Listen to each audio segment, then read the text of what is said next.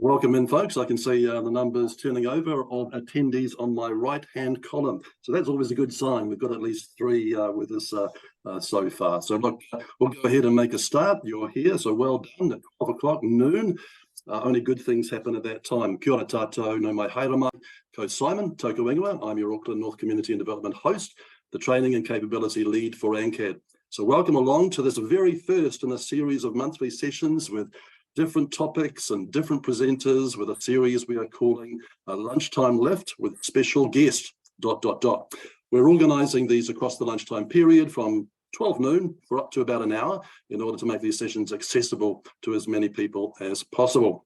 And being in a webinar means you get to eat your lunch at the same time without us even seeing you do so. So unless you're willing to share, of course, so that's also a good thing.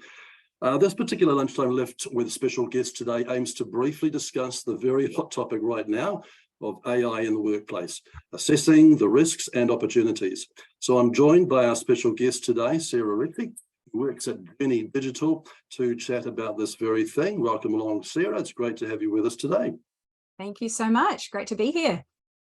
Before we begin, while listening to our conversation with Sarah, just in a Q&A that we're going to have, if you have any questions you may have on this particular topic, and if I can just ask, within the parameters we've given it around the risks and opportunities, you can go ahead and write these in the Q&A section of the Zoom toolbar as we progress our chat, and we'll endeavour to get to these with a response probably toward the end of the lunchtime session today. We will be recording this session and placing it on ANCAD's YouTube channel after today. So I'll email everyone a link as soon as we've got up and running afterwards. Well, our special guest today, Sarah Ritchie, is passionate about helping individuals and teams thrive and grow in the creative communications, digital and marketing sectors. As the head of people and culture at Journey, a digital transformation and AI agency, Sarah leads the talent acquisition, development and retention strategies for their diverse and talented team. She is an award-winning author of 2 books that aim to empower, equip and educate marketing professionals and agency account managers, and her books have been received with international recognition and praise from industry leaders and experts as well. Sarah is also an advocate for the responsible use of artificial intelligence in the workplace. And for those non-artificial intelligent real people out there who've already identified that Sarah and I share the same last name, yes, it's because we are married to each other. So there you go, full transparency, no vetting needed, right? All right, so look, what I want to do first of all, just before we get to Sarah, is launch a poll just so that we have an indication of what people are sort of knowing, or if you are indeed using this sort of generative AI that we hear a lot about. So let me just launch a poll and we'll share the results, and you can go ahead and answer this one. The question is, how often would you be using AI in your workplace currently?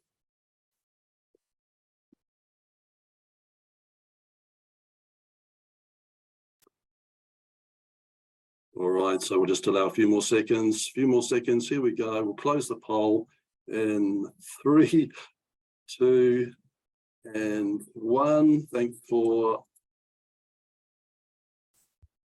getting your answers in. And here are the results. So there we go. We've got about 50%, well over half, not at all. And sometimes we've got about a third of people on this call. And those who've registered often are about 8%. So we'll have to call those people to make up a name, maybe AIians or AIites, I'm not so sure. But well done, everyone. So look, let me take that off and get back to our first question. So look, Sarah, it's fantastic to have you here. Thanks for your time. We're hearing a lot more about AI in the news today, and examples of this like the ChatGPT. So perhaps we can begin by asking you, in a nutshell, from your understanding, what is AI and generative AI and platforms such as ChatGPT? Yeah, absolutely. And yeah, again, thank you for having me today. And I'm not surprised at those poll results, because it is, I like to liken this to when the internet first started and social media first started. Excuse me, and everybody's talking about, oh, you must have a website, or you must have a Facebook page, and most people are just sort of scrabbling to even understand what the internet is or what the social media is. So we're in a very similar time in our technological history with this AI. And the interesting thing with AI is it's not new. It's actually been around since 1956, which I think surprises a lot of people. And, you know, I think also you might be surprised to know you probably are using it more often than you think, because every time you ask Siri what the weather is on your phone, or every time you turn on your Netflix account and you see suggested movies for you, that's all being powered by AI. It's just that over the last sort of 6 months that the new tools have come out, the new platforms have come out like ChatGPT, and they're becoming more accessible, more powerful, and we seem to be moving at a faster rate of knots, certainly than we have since 1956. And I would like probably to start by just saying that I am an HR person. I'm people and culture. I'm not a technical person. I'm not a developer. So when you're asking any questions, please be kind to me, because I can't dive too deeply into technical. But in my role at Journey, Journey Digital is 110% immersed in the world of AI. And so it's rubbing off on me by default. And I'm especially mindful about how AI impacts our workplaces. And so that's really the focus that we've got today. But artificial intelligence, in a nutshell, is basically trying to simulate human intelligence. And that's things like visual perception, speech recognition, decision-making skills, and that kind of thing. So it's a replica. And one word that you might be hearing often at the moment is sentient technology. And sentient means to be able to perceive things and feel things. And so one of the concerns at the moment is, you know, like we've seen in movies in the past, like, is AI taking over the world, and is it going to all of a sudden be able to think for itself and feel for itself? And right now the answer is no, but it's quite interesting when you listen to these technical professionals, as they're saying, well, maybe in the future, so they're not ruling it out. But right now, all of our AI, our artificial intelligence, it's based on algorithms which have been created by humans and taught by humans and fed information by humans. And so right now we're sort of at the mercy of developers and companies and the big players in the industry are the likes of Microsoft, Google, and IBM. And they are, going at such a rate of knots that what I say today might out of date in a week's time. So it's really important to, if you can, just be keeping yourself educated and keep up with things. But another thing that's important to sort of know about AI is it's not just text. You know, we're hearing all about ChatGPT, which is a text-based platform, and we can certainly talk more about that. But it's also about images, it's audio, it's video. You might be familiar with deep fake videos where, you know, you often see Donald Trump, for example, videos of him saying things that he would never say. And it's because someone's created a deep fake video of him. That's AI. But in terms of ChatGPT, and I think it's important to just talk a little bit about that, because it seems to be the platform, it had a huge uptake when it was released at the end of last year. And it's the one that everyone's sort of talking about. But ChatGPT, so the GPT stands for Generative Pre-trained Transformer. And you don't ever have to remember that, other than it's got a really interesting word in there, generative. And you will hear that a lot when people talk about AI. And excuse me, just briefly, ChatGPT was created by a company called OpenAI, which is now owned by Microsoft. And Elon Musk had a little bit to do with that in the beginning, but he pulled out, expressing a whole lot of concerns.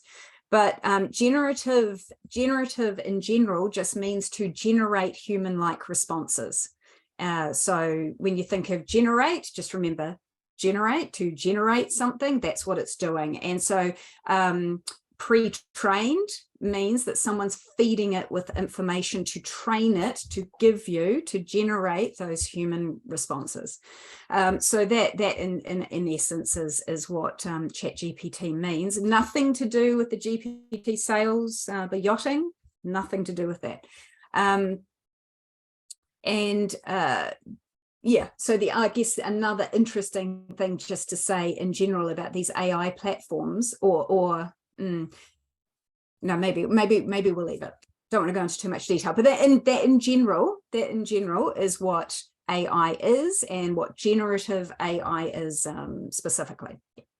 Okay, thanks, Sarah.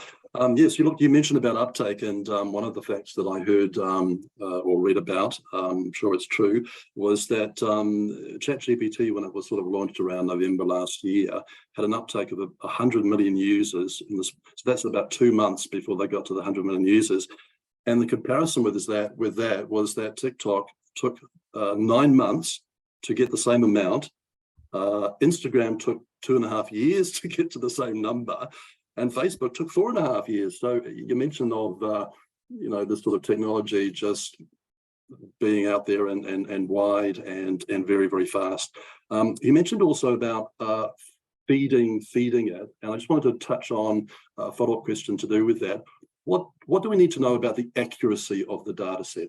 Yeah, it's a really good question. And we will talk a little bit about the risks in and around these AI tools a little bit later on. But one thing you've got to, I guess let's talk again about ChatGPT, because it's a good example. And when it was released in November last year, it was called version 3, and it had information that was fed into it that was current up until November 2021. And so, as you can imagine, the data set for ChatGPT at that time was huge. Now, I'm going to say limited to 2021, but it's vast, billions of bits of information, right? And then just a few months ago, they released, or they went to 3.5, and now they've released version 4, which has got another 6 months worth of data in there. One of the reasons why it was so popular is that it was free. So when you're looking at version 3 and 3.5, it's actually free to use with this information set to 2021. But if you want to get version 4 of ChatGPT, you have to pay. And I think off the top of my head, I think it was US $20 per month. And but it still gives you a limited data set. But to game that system, Microsoft also has a platform called, has a browser called a browser called Edge. So the Microsoft Edge browser, we use the Bing search platform. And if you join that, which is free, you can actually, and it's powered, because it's owned by Microsoft, it's actually powered by OpenAI and ChatGPT's information. You can go in there and have version 4 for free if you use it through Bing. And through Bing will give you up-to-date information. Well, sorry, it will give you limited information from OpenAI, from the GPT source, but it's also using a live internet search function. So it's way better than ChatGPT. But yeah, so essentially, sort of to answer your question, it is fed with data. You do not know who's feeding the data in. You do not know how accurate that data is. And that's one of the big risks that we have. All right, so there might be some bias and different perspectives out there. All right, well, let's have a look at some, or hear from you about some practical examples of how you're encouraging its use at Journey. So what would be some things that you've used it for that might have been helpful for teams?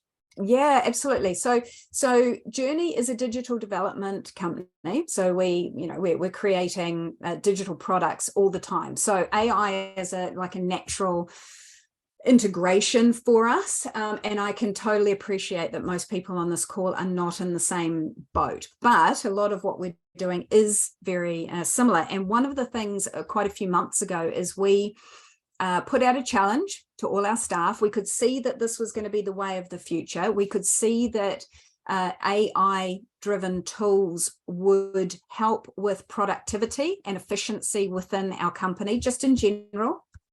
We could also see that we could take our value proposition as a company and exponentially increase it by being AI experts in delivering those services. But what we did is, as a company, we said to every single individual, no matter whether they were technical or not, and we put out a challenge and said, we want you to save at least 1 hour of your time every week using some sort of AI tool, and we didn't specify what that was. And we got together, and we still do. We get together once a week for a lunch and learn session, for a 1 hour session together. And we talk about our experiences. We get a bit of training. So we incorporate a little bit of training in there, but also we're sharing. What did you do? What tool did you use? What did it work? How much time did you save? You know, all those kind of things. So that was within as a team within Journey. But some of the stories that we're hearing back in those lunch and learn sessions are actually really interesting. So, for example, one of my colleagues had to pull a workshop together. So they put into, and I think they used ChatGPT at that time, and they wrote what they call a prompt. Now, you're going to hear this term coming up within the speak of AI, come up all the time. So writing a prompt just means writing an instruction or a request into an AI tool in order to generate an answer for that. So, for example, he would have written a prompt very similar to something like, I need to run a full day workshop. There will be 30 people in the workshop. The topic is XYZ. I need to incorporate an icebreaker, some games, or put the outcome of what you want out of the workshop. Literally, you write the prompt, you tap enter, and within less than a minute, probably 10 to 20 seconds, he had a full day workshop outline generated for him. So that was one example. Another one was we are potentially looking to contact a particular business. They might be a prospective client for Journey, or in your case, it might be a funder that you want to approach or an organization that you want to align with. But in this case, it was a prospective client. Tap in a prompt going, and this would have been with Bing, not with ChatGPT, because we needed more up-to-date information. So tap in a prompt and say, we're interested in building and creating a business relationship with XYZ. Please tell me all of the current challenges that company is facing and things that we as a company might be able to help with. Boom, within a few seconds, out comes these suggestions. And with Bing, it's really interesting because they more often than not, will give you the source of where they're getting that information from. They're crediting a source, which you won't get on ChatGPT. So at least you can go and sort of verify where that information is coming from. But we use things, for example, just, to write proposals, to write, presentations, to do presentations and proposals. We often use it for image generation. And I know, we've got a lot of not-for-profit people on this call, and it saves a whole lot of money in image generation, but there are risks associated with that, which we can talk about later. I'll give you one example that I did, was we had a guest speaker that came to speak to the team at Journey. And I didn't know that much about her professional background. So I said, look, can you just supply me with a bullet pointed list of your background, what you've done? I took that list, I copied it, I pasted it into ChatGPT, and I said, please write, I need to write an introduction for a guest speaker.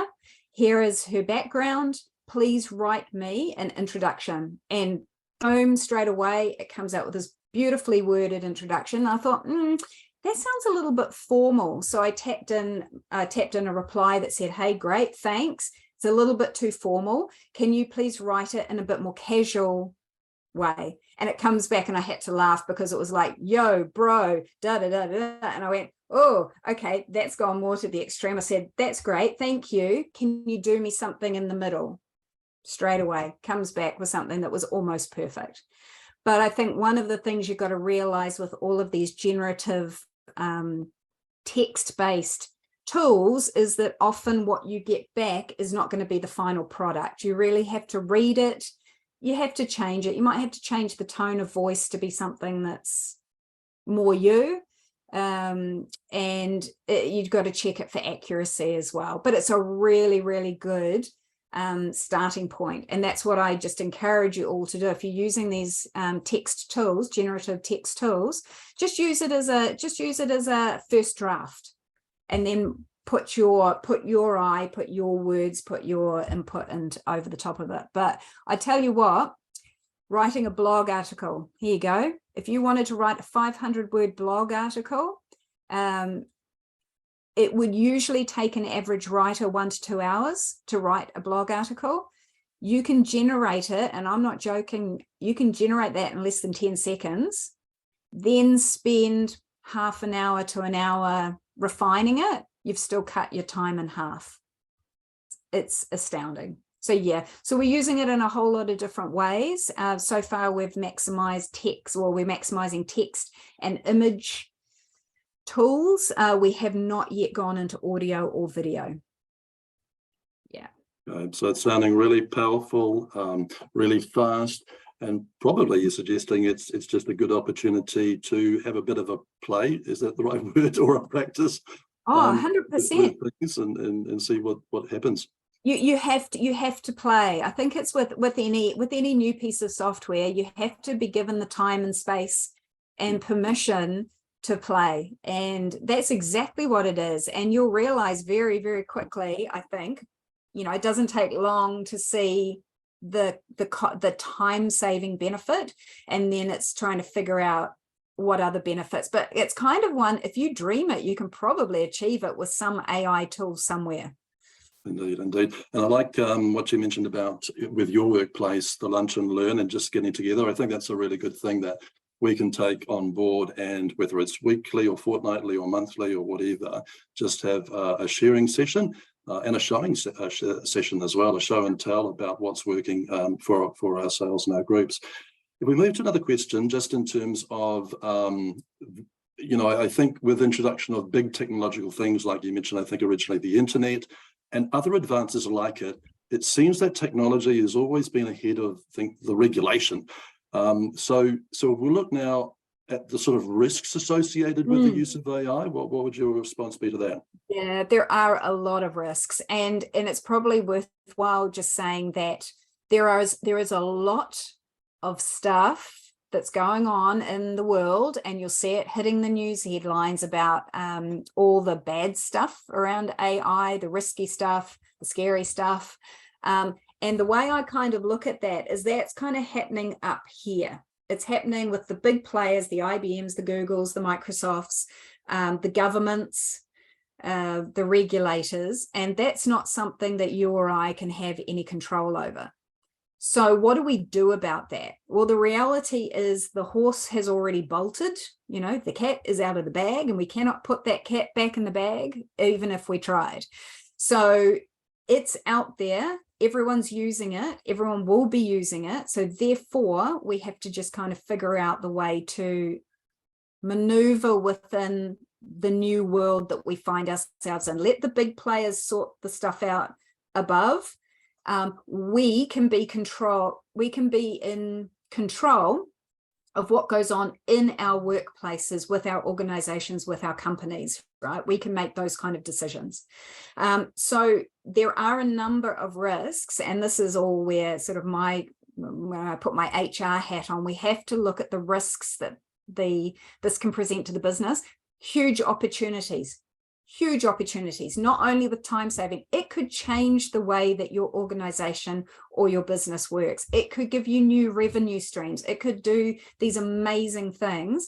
But yes, with this great opportunity comes great responsibility, and that's really what we sort of need to focus on. Everyone needs to focus on, because as business owners, heads of organizations, you have a duty of care to your staff, whether they're paid staff or voluntary staff, to create a safe environment for them to work in. That's covered by sort of health and safety and employment law, but also that sort of health and safety and health and wellness. It covers mental health as well. And so you've got to be careful with how the use of these AI tools can impact all of that. So some of the areas that are of the greatest concern and what you'll hear most about in the media, for example, the first one would have to be privacy. And it's privacy and data security. Now, what I would suggest to you is a lot of what we do with AI tools should be common sense. Just look at it through a similar lens that you would with any piece of software, any business process that you're doing. Use your common sense, use what you know based on all the laws that we currently have, our privacy laws, our employment laws, that kind of thing. It's really no different. But the difference being is that all of a sudden we're hit with something that is brand new and we're not quite sure how to use it. So all I would say to you with regard to privacy and data security is do not put anything into one of these AI tools that contains personal information or confidential information, because as soon as you do, those tools will do what they call scrape that information. It's a term you might hear quite a bit, that they're scraping the internet for data. If you put personal information out there, they could scrape it and use it, and you'll never know how that's being used. So just be very, very careful. Another big issue, risk, is what we call sort of bias and discrimination. And I'll give you a really interesting example. So these systems, okay, remember that you've got human beings and corporations that are feeding these systems with data. Now, you do not know what viewpoint, what worldview, what bias, what discrimination is intrinsic in those people or that corporation. So when you're generating responses that come out of these tools, you don't know what kind of bias and discrimination might be being fed back, right? So this is why it's so important to cast your eye over everything that you receive back and be very sensible and look at it through, you know, the lens of our country, our culture, our way of doing things, our laws, you know. We've got a really interesting one that's out there right now in our Westfield shopping malls in Auckland and Christchurch. They have what they call smart screens, and they're running on technology that's been created by a French company. These digital screens have a camera on them. You will walk past that screen, it will video you on that camera without your permission or without your knowledge.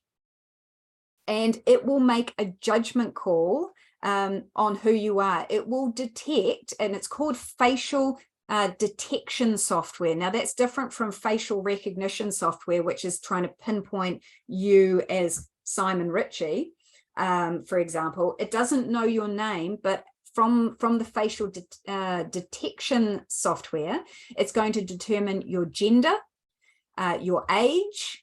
It will even try and determine your emotions, how you're feeling. And then it will serve you an ad on that digital screen based on its assumption of who you are and how you're feeling. Now, anyone who's sort of listening to that kind of thing, they should be feeling a little bit queasy right about now if you're thinking about this through a bias and discrimination lens. You know, even this whole concept of gender, it's going to determine what your gender is. And to me, you know, that's a minefield straight away, let alone all the other things. So I know that the French company had the same technology. I believe it was in the Westfield shopping mall shopping malls in Australia, and they pulled it from there because of complaints. let's see what happens here in New Zealand. But interesting to say, well, how can they get away with doing that if they haven't asked my permission to do it? Well, apparently it's in the fine print on the Westfield website that basically says, if you step into that shopping mall, you've already given your consent.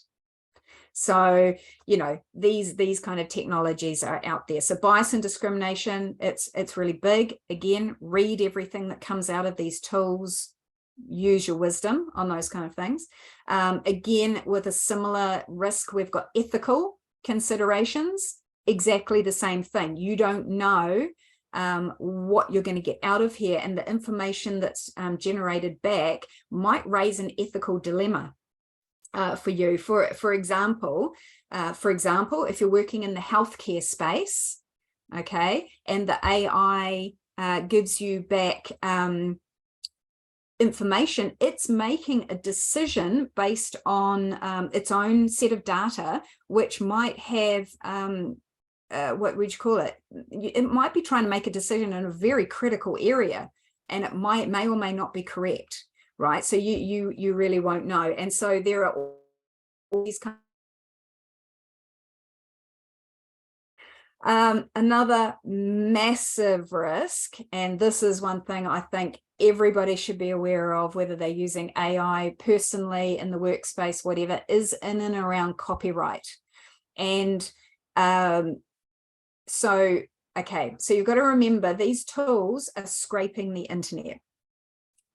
Whether that data that they're scraping off the internet is protected by copyright or not, you don't know. So the information you're getting back, how do you know that that's not copyrighted information? And I'll give you a couple of really interesting examples on this one. So there are various image generating AI tools. One of them, the biggest one, the most well-known one, is called Midjourney. It's one I use a lot.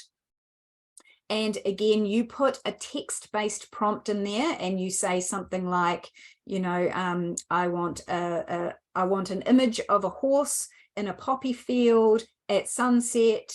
I want it to look photographic, and I want the aspect ratio to be 4:3, which will give you a landscape picture. Generate, and you wait like a minute, and all of a sudden it comes back with 4 different examples of images. Now, where did they get the source material for those images? And well, I shouldn't say right now, it was a few months ago, and I'm not sure where the court case is, but there was a class action lawsuit being taken against Midjourney and a couple of other platforms by a group of artists and creatives who are basically saying this is a significant breach of copyright, and you know, what are you going to do about it? So just be careful. I think, you know, whilst these AI generated images are amazing, they're cost saving for your, you know, your organization, your business. It's doing stock photography places out of business, you know. Just be careful, because there might be image copyright considerations in there. The Adobe, now interestingly enough, Adobe, which is, you know, one of the world's biggest creative software platforms, they are very transparent about saying they will not breach copyright. So they've taken a stance on this, which is actually quite unique in the industry at the moment. But they're saying that with they've got an AI generative image tool called Firefly, and they've said that they will not use copyrighted material as their source material for that. So, and I'll just give you kind of a quick example of how AI generation can work with images. I needed to produce an image, and my text prompt into Midjourney was something along the lines of, I want a male artist, a male Caucasian artist in an art studio with an easel, looking thoughtful, something like that. And then it generated an image, and I thought, oh, this is amazing. This is awesome. But the hand was all funny. And this is one of the early AI problems, was getting hands sorted out and correct. But anyway, his hand was a bit funny, but everything else was great. So I thought, okay, yes, I'll accept that one. I'll take that one. but I don't like the hand. So I took that image and I put it into Adobe Photoshop, Adobe Photoshop beta version. So if you're interested in this, you have to download the beta version for Photoshop, not the full version. And I circled the hand in Photoshop, and I wrote in the generative text a little prompt that said male Caucasian right hand, generate, and it gave me a new hand in that space. So that's kind of sort of some of the things that you can do with images. But yeah, for copyright, we've got other things like just technically, just remember it is these tools are technical platforms. They can fail, right? So, you know, if you're basing your, you know, if you're looking at business risk, that's a risk to the business.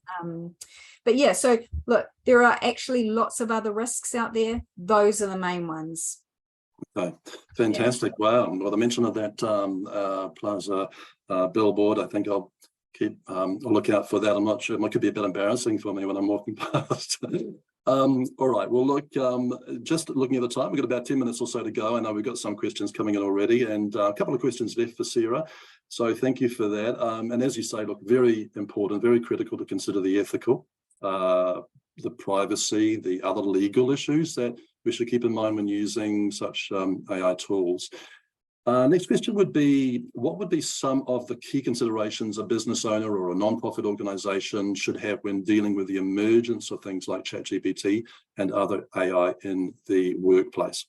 Yeah, great question. Look, I've heard a comment like, should we try and put a lid on it? Should we control it? Should we stop it? My reaction to that is, again, the cat's out of the bag. You cannot stop it. So therefore, if you know that people are using it either with or without your permission, your sanction, therefore, I think you should just look at it as going, it's there, it's with us. What are we going to do about it?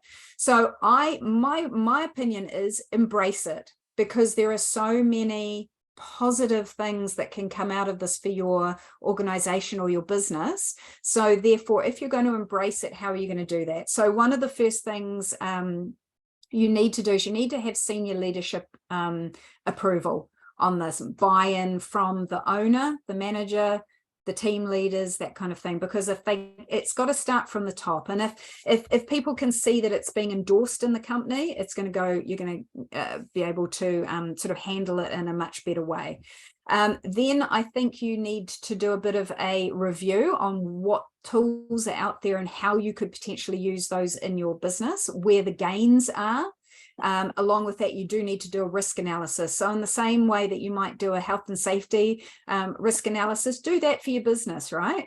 Or your organization, and just see where the risks might lie, see where you might have to mitigate that. Now, along with that, it would be wise to put an AI policy in place for your business. You're not going to be able to do that until you know what it's all about yourself, to have a really good grasp on it yourself. Then you can put a policy in place. Now, the reality is there's not a whole lot of AI policies out there, templates, because this is so new. So my recommendation for you, get into ChatGPT and say, I need to create an AI policy for my organization named XYZ. Please create that for me, and see what comes out, right? So that would be a thing. Some of your team, your staff, your team members, they might also be feeling quite fearful about this, right? They're hearing a lot of the bad stuff, the scary stuff. They don't know things. So two ways you can approach that. One is information. So information drives out fear. The more information that you can share with your team, the better that they're going to feel. Be transparent about things. Be transparent about the good stuff, the bad stuff. Now, you might get some people that will take advantage of this. And, you know, like in Journey, we said, find a way to save time. Now, there's always the risk that you might get someone sitting on an AI tool, especially image generation, go down a rabbit hole, and all of a sudden they've just wasted 2 hours or whatever of a day just playing. Now, there you've got to sort of define what's okay play, what's okay research, what's an okay amount of time, communicate that to your team, and then report back. do it like we did at Journey, report back the findings, because, you know, the more that you can share in those experiences, the faster you're going to be able to ramp up. Otherwise, everyone's doing their own thing, reinventing the wheel. The more that you can share, you get rid of the stuff that's not working, find the stuff that is working for your business, and sort of go from there. But the main thing is, do not put any of your own teams or your clients, your customers, your partners' details into these AI tools. If you think you're going to do that, read it first, strip that information out, and then, yeah, so be very, very careful. But yeah. Okay, fantastic. Best way to start, I think. Yeah. All right, very good, very clear. All right, let me ask you one more question, and then we'll get to some questions as they come in from people, some of which may have been answered by you already. What are some easy ways to encourage your team and our teams to start using these sort of generative AI tools? Yeah, cool. So I think the best things are just identify where your quick wins are, right? So it's the quickest wins are the free tools, you know, so you can download ChatGPT, the free version, use that. You can use Bing, use that. So there's various ways you can do things for no cost to start with. Just play around in those and see what you can get before you start investing in tools. But as far as, and there are hundreds of AI tools, seriously, hundreds, probably thousands. So, and there's more and more coming all the time. So start with the ones you know, and before you sort of branch out. And even those tools, they just make sure you're taking it on a month by month subscription. Don't commit to a year until you figure out if that's what you really want to do. Start with small scale projects, right? So think about ways that you would just love to save some time. And I'll give you an example. So say you use Microsoft, what am I saying? There's an AI tool. Oh, golly, I wish I could remember it.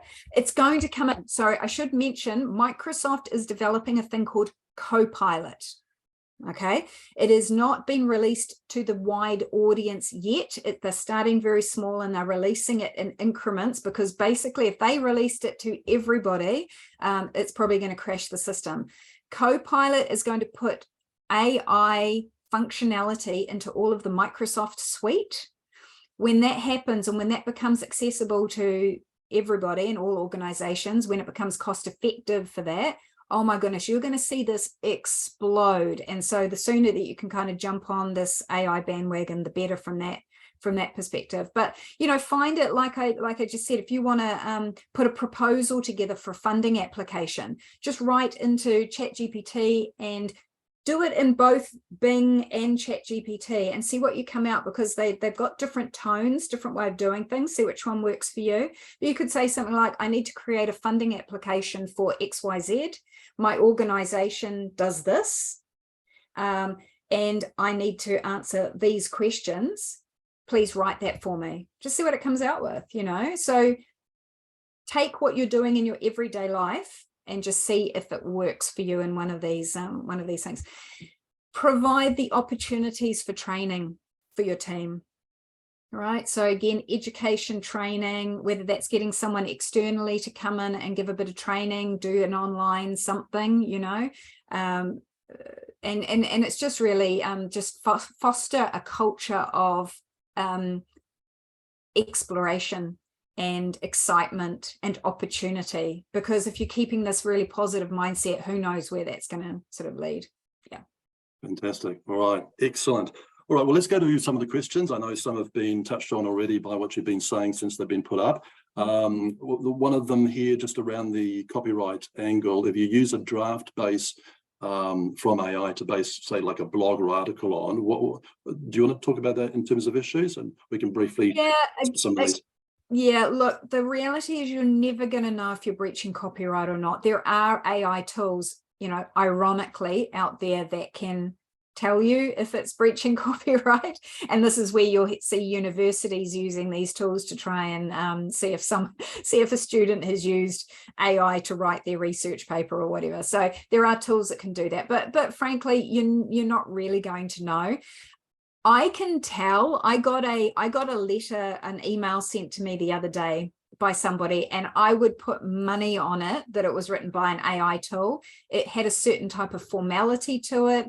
It was not the way this person spoke naturally, and I could tell. So I think you've got to be careful that when you're writing things, put it in your own voice. Use these generative text things as a base, then layer your own tone and words on top of it. I think that's the best way to say it. Same with image generation, especially with faces. You can kind of tell sometimes which are AI generated. They look a little bit plastic, a little bit fake, a little bit starey in the eyes. So you kind of got to realize, you think, is this what I want to put out there? But yeah, look, it's a difficult one. The other issue with copyright, can you copyright something that's been generated by an AI tool? Can you then claim that as part of your copyright as a writer or an organization? Jury's out on that one. There's no definitive answer. All right. Well, let's see if we can get through some of these. I'll have to be a little bit picky here, folks. So thank you for sending your questions in, and we'll see if we can get a very quick response.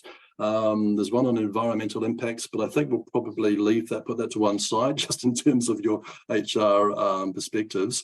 Somebody said that they've used Bing to check over a funding application. From a confidentiality perspective, they asked, does this mean the information on their organisation and funding is out there in public? Correct. Correct. Great example of how you've got to be really careful. So I would call that not so much privacy information, but maybe confidential information about your organization. 100% be careful.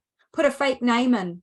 Don't necessarily put your own business name in if you're, or your organization name in, for example. Fantastic. Yeah. A very quick one from Madeline says, is there one platform out there that creates PowerPoint? Oh, okay. So that's a good one. Wait for Copilot. Seriously, wait for Copilot. It's not that far away, and it will be like, here's my presentation. So your text will be, here's my presentation, here's my text that I want to put in, create for me a PowerPoint presentation. Copilot will, be things like you on Microsoft Teams, you record a meeting or an interview that you're doing with somebody. It will take that recording, it will transcribe the video within seconds. Then you can say, create for me the salient points out of this. What are my key points? What are my action points? Copilot is going to blow you away. But yeah, there are tools that will do PowerPoint presentations for you. They will create websites from text for you. It will just blow your mind the more that you sort of get into this kind of thing. Fantastic. All right. Well, I think we're going to end it there. We did 3 minutes over. We don't want to go too far beyond what we said we would do. So, Sarah, thank you so much for giving us a snapshot of the risks and opportunities, for describing AI's potential as a really effective tool. We can look at it that way. Some examples of what we can do within our teams and just by ourselves, whether in the workspace or at home. So thank you so much. And thanks to everybody for joining us today on this first session of our Lunchtime LiiFT with special guest. It's been, we hope it's been informing and inspiring for you. You've taken away something away with you. I'll email everybody the link to a recording of this conversation and a link to a short feedback form, which we'd appreciate if you could kindly fill out for us as well. I can give you some advance notice that our next Lunchtime LiiFT webinar will happen on the 3rd of August. That's not too far away, at noon as well, with special guest Nick Manarangi from Rise Aotearoa, who will be discussing marketing strategies for nonprofits that drive results. Who doesn't need that? So more information about that and how to register can be found on our LiiFT.nz website. So that concludes this Lunchtime LiiFT session. Enjoy the rest of your day, everybody. I'll go ahead and end the session for all. Thanks again, Sarah. Really appreciate that. I'll hit the stop button so we